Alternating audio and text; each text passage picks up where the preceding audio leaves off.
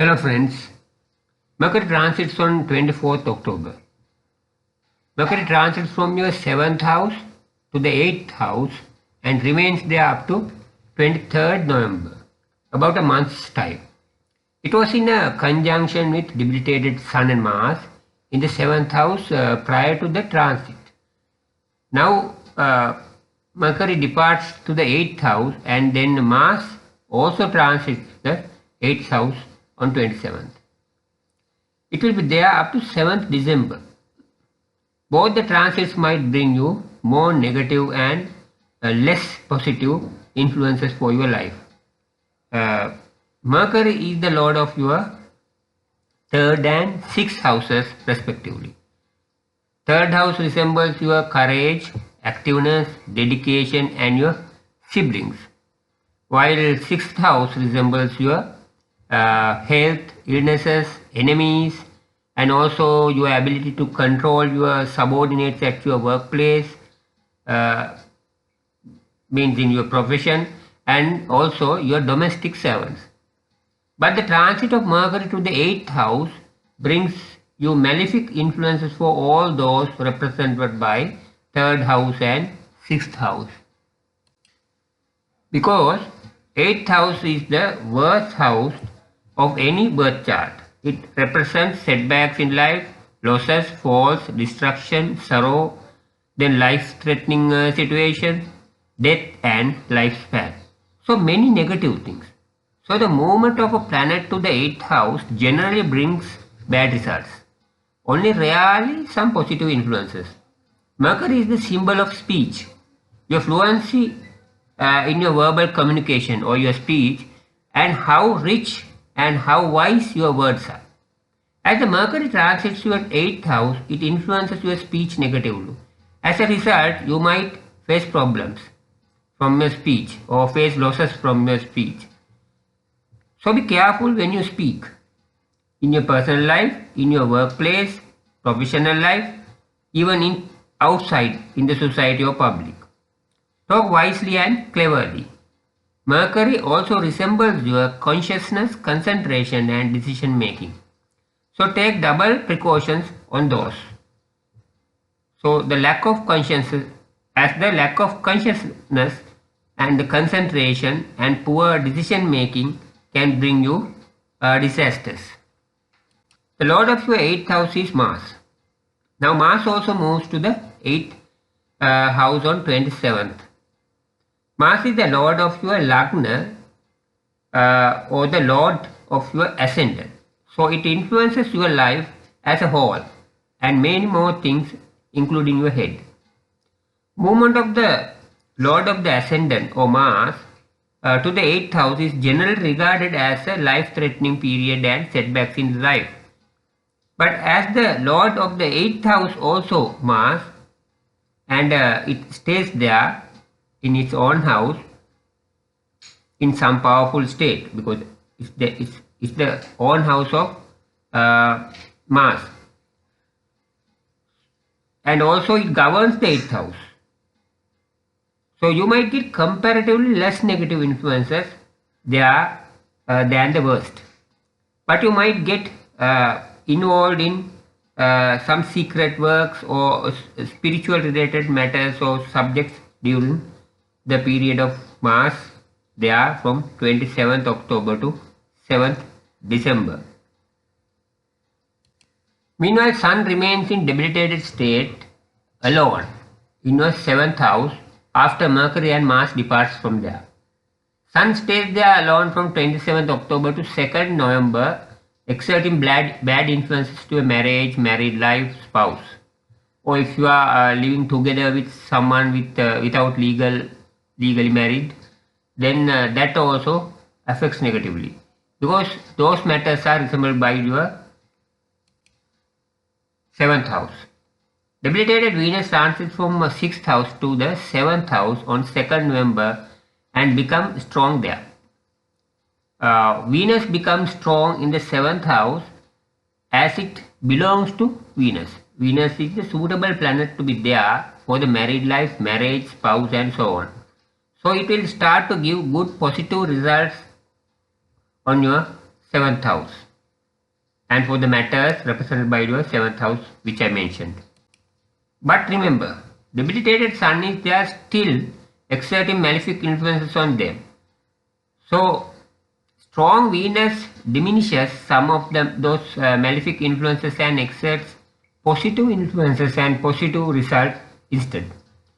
Then on 16th November, Sun also transits to 8th house, leaving strong Venus along they are in the 6th house from 16th November to 26th November. So Venus solely occupies the 7th house during that period, exerting good positive influences on the matters represented by 7th house, which I mentioned you earlier.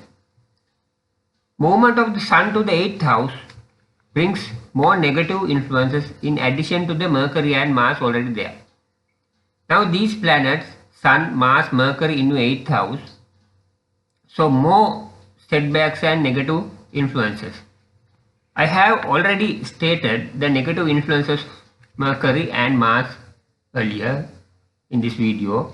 So now the Sun might bring you legal matters, then conflicts together with Mars, and more tendency to illnesses, accidents, life-threatening situations. Sun is the lord of the 5th house. 5th house resembles your children, your love affairs, and also your education. Especially malefic influences might affect your children and love affairs. Then your education. Education also might affect to a certain extent, but the 5th house resembles your children, your love affairs, your education. Especially malefic influences might affect your children and love affairs than your education. Education also might affect to a certain extent, but as the Ketu is there in your 5th house, that might be able to hold on to your studies further. Sun stays there in the 8th house till the mid-December. All those planets we discussed are fast moving planets. They generally takes a month or 1.5 months to completely move across a house. So they exert short-term influences.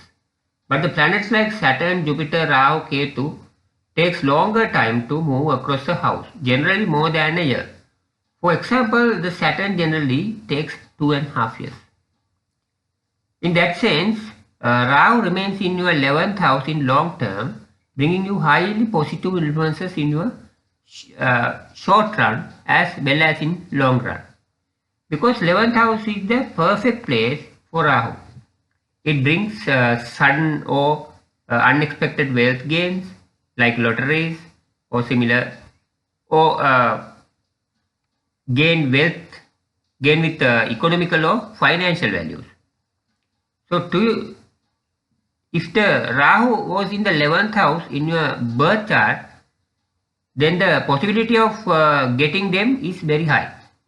Even Rahu helps to have a consistent general income throughout the period it stays in 11th house.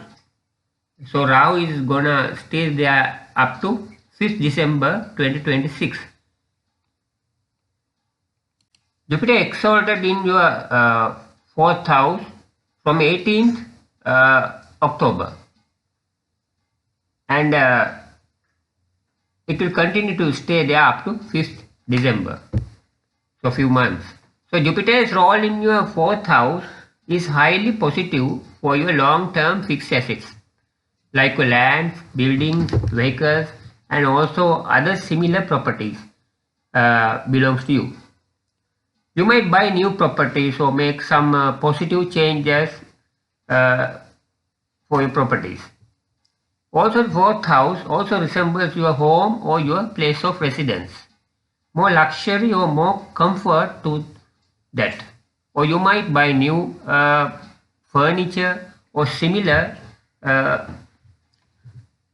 actions to enhance your lifestyle at your residence or in your home.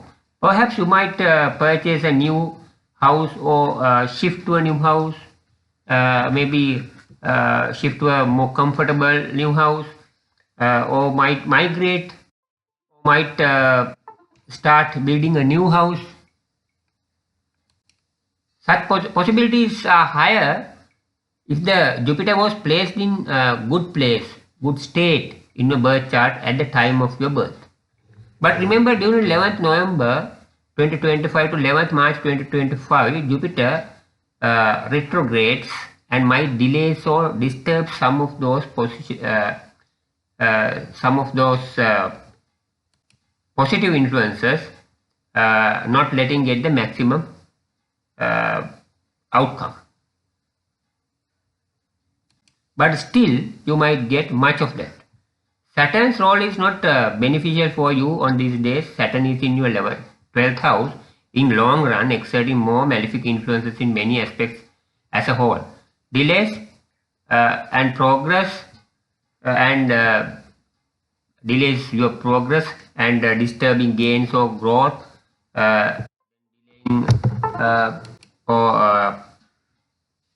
delaying the progress in many aspects of your life. So be cautious on that. Ketu supports your studies and education, but negatively influences your children or your love affairs in long run up to 5th December 2026. Jupiter will exalt in your 4th house 3 times in 2025, 2026 and 2027 in your 4th house, bringing you similar positive influences which I mentioned earlier in this video. So remember, this astrology analysis is based on your general lagna, or this is a general analysis for Aries natives in common. But to get a more personalized and more accurate birth chart reading based on your own unique birth chart, you have to consult an astrologer and get your own personalized birth chart reading. Because your birth chart shows the exact positions of the planets were placed in the sky at the time of your birth. It's like a screenshot of that. It's unique to you and your story is recorded there. Also remember, the destiny is not fixed. You can change it. Astrology shows the good and bad things to be happen according to your birth chart. It is the possible way of your life based on what you have brought with you at birth. So astrology guides you by forecasting the possible good and bad to come ahead. That is one main function and use of astrology. That is one reason people used it over centuries in the East and West. So when you have the guidance, you can prepare early, plan well early, and execute your plans to change the destiny in the positive direction in your favor.